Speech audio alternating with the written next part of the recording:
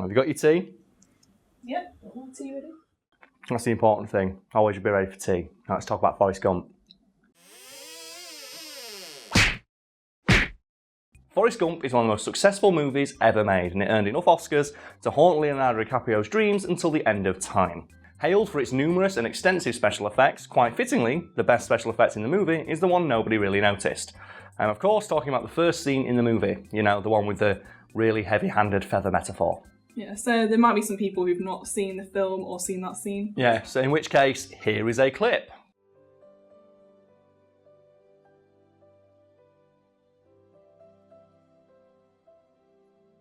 Just watching that scene, you realise, well, that can't have been accomplished with a real feather.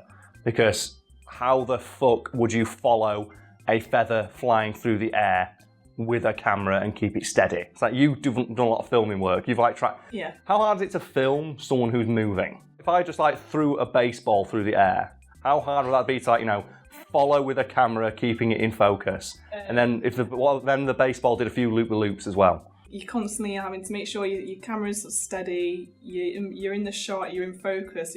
So we have trouble sometimes getting these videos in focus, and I stand perfectly still in front of a green screen with a camera that is a set distance away from me. So I'm just thinking, like, of course, there is no fucking way you'd be able to like follow a feather falling through the air. So what they actually did is they filmed a feather in front of a blue screen, which some guy walked around on a piece of string, which cracks me up because the footage of it is just this guy like la da da da da, just walking a feather around to film its various movements. The feather was a blue screen feather with simply a monofilament line on it, with a fan underneath blowing it, and I'm just sort of dancing with it almost, just trying to get some moves. And then obviously what they did is they got these shots and they stitched them together to create a realistic-ish falling animation for a feather just slowly descending towards the ground. And that alone doesn't sound that difficult, does it? A bit of a ball ache and a bit stupid that some guy got paid to walk his pet feather.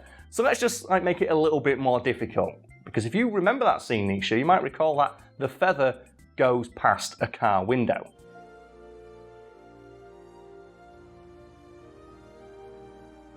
That wasn't actually in the script originally, but director Robert Zemeckis went, no, make it fly in front of a windscreen on a car. And the poor white people doing the digital effects like, fuck's sake, that means I now have to go in frame by frame and add a reflection for the feather for a shot nobody is going to look at except me. And they went in and they put that fucking reflection in. They went frame by frame to put it in. And you're probably thinking, okay, Karl, that's not so bad. So let's make it a little bit worse, shall we? Before that though, me and Brad have talked a lot before about like CGI in movies, but I don't think we have. So have you got any like favourite examples of CGI or any particular effects? Because you did visual effects at university, didn't you? Is there any effects that you quite like doing, or ones that are a ball ache, conversely? The worst thing was my last project with people who've been on my YouTube channel. That's the thing. Are you going to put clips in to show off your skills? That's the question. Who's in them? Is it you or is it Brad who's in the clips? We're both in them. Oh, now you know. Are you going to put a clip in? Yeah. But if you do, are you going to cover Brad? No, use your special effects wizardry to remove Brad from the scene. But then that won't showcase the effect. Oh, right. What was the effect you did? So basically, Brad was like the main star of the production. Oh, how times have changed. Yeah. I hope he's editing this one.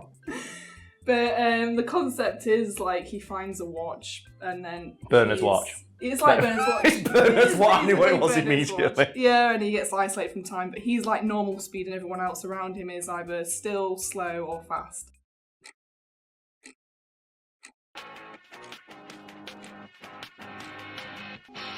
So that's the thing. So you can you use your expertise now. How much of a ball ache is painting over something like frame by frame? It's a lot of work. There's 25 frames per second. So if you do 3 seconds of footage that you need to do, that's 75 frames that you have to go in. So that's 75 individual drawings that you have to do. Yeah. Essentially. It's effectively close to like old school animation where you would have to draw like 500 drawings for 30 seconds of just like a cat walking up a flight of stairs or some shit. Yeah. So with that in mind, as if like the stuff they had to do wasn't already difficult enough, like that to get a feather, they had to walk it around, they had to film it, they had to splice together the footage to make it fall realistically, they had to then go frame by frame into the footage that they had and then put a reflection in the car window. The end of a shot called for it to land next to Tom Hanks's foot and then he picks it up.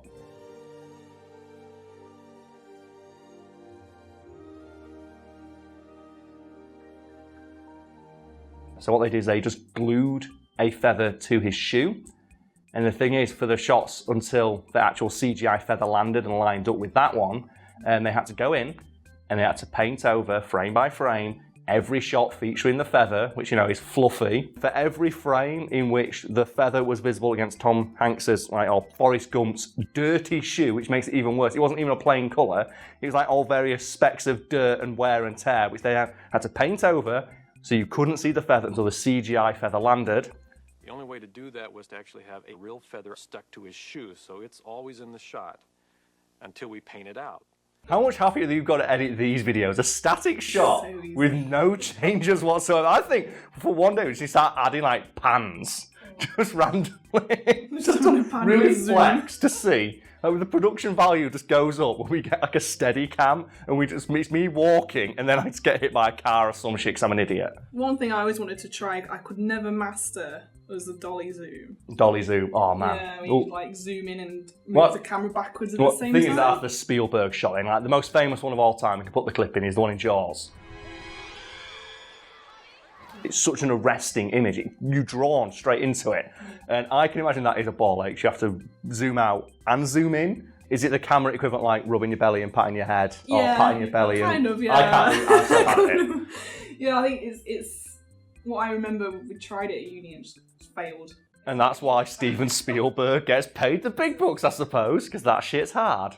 See, what I've always wanted to do is try that, the chicken thing. Have you seen the chicken thing? Yeah. A fun fact people don't know, a chicken's head is always perfectly orientated. So if you attach a camera to a chicken's head and then spin the chicken around like a jackass, the chicken's head won't move, and it's actually steadier than professional grade Steadicams. And it's so funny because you just see, there's like footage out there of people just grabbing chickens and going. I can move his body in pretty much any direction, and his head stays rock solid in one position. This is the sickest dance move that's ever been pulled off and the chicken doesn't even know. Like, he's someone's dinner tomorrow and he's just done this. It's so harsh. And the end result of all this work from the CGI artist was arguably one of like the most striking and memorable introductions to a film from the 90s.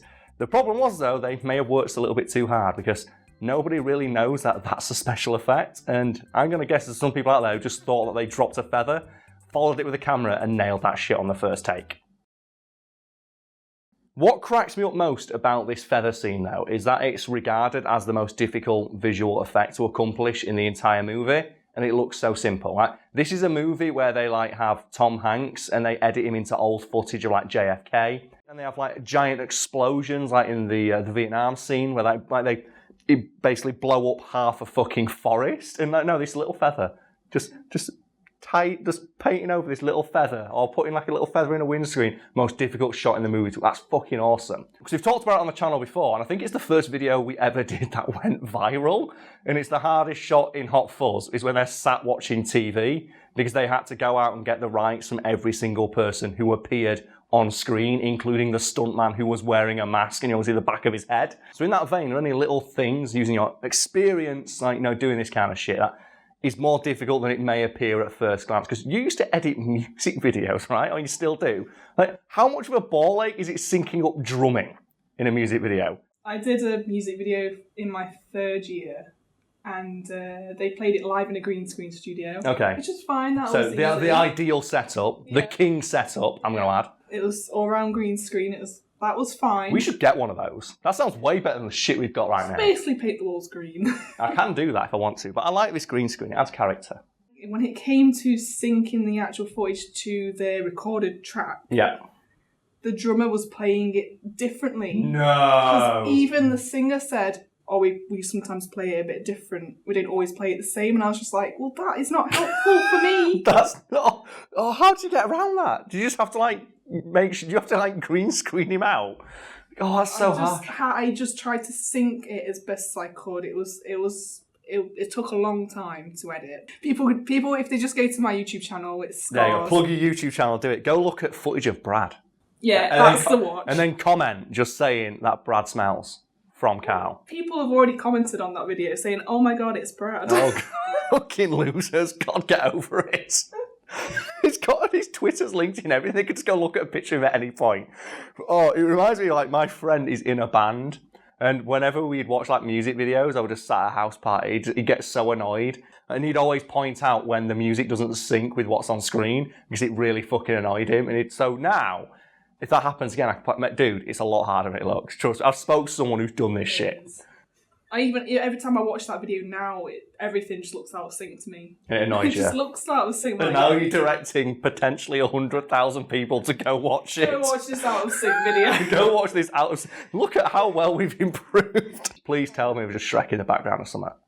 No. If it's in front of a green screen, you could do so much bulk. Like, please tell me you at least sent them like a fake version before you sent it in for real. No. Oh. Although I'm tempted to go back and redo it. If you've still got the footage in front of a green screen, I've always said that if I die, like all the money goes to my family, but the footage is yours and Brad's to do with what you want. So you'll have all this green screen footage, and you can edit whatever the fuck you want in the background and remix it any way you want. There we go. That is my gift to you, my legacy. Haven't you filmed like weddings and stuff as well? I've not filmed them. You've not filmed, you've photographed No. for a wedding. Okay, so what is, have you dealt with a bridezilla? I need to know. Are there any brides? No. Well, I've only done 3 weddings, and they've all been really lovely. Cause the first one I did, I knew them. All right, I was hoping you say it was all the same person. They just kept getting 3 divorced. Hiya, Nisha, if you've got a wedding coming up. I might even turn... No, I won't. My idea, all weddings, green screen.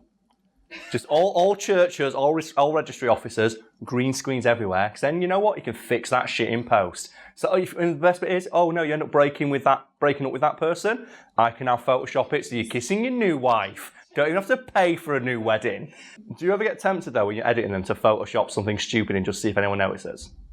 No, but I'm tempted now. Yeah, like Joe, when you go through it and it's like Joe, crowd shots, something like that, just Photoshop just like a random person into the crowd, like yourself into the crowd or something. I'm tempted now. Yeah, no, I know it's got to be. You've got to Photoshop in random celebrities. Yeah. And it's got to be like, so then years later they'll look and go, why was Sean Bean at our wedding? And they don't understand why he's there. Or put like a celebrity in character in, like Morpheus, just in the background of a shot watching from very far away, from like behind a tree. Just why was Lawrence Fishburne in full Morpheus costume watching our wedding while Optimus Prime is in the background too? Hire Nisha for your wedding if you want your wedding photos fucked all up because I told her to. If you want celebs to attend your wedding, just hire me. No, Optimus Prime. I want Optimus Prime at my wedding. I want Optimus Prime and Godzilla at my wedding. Make it happen.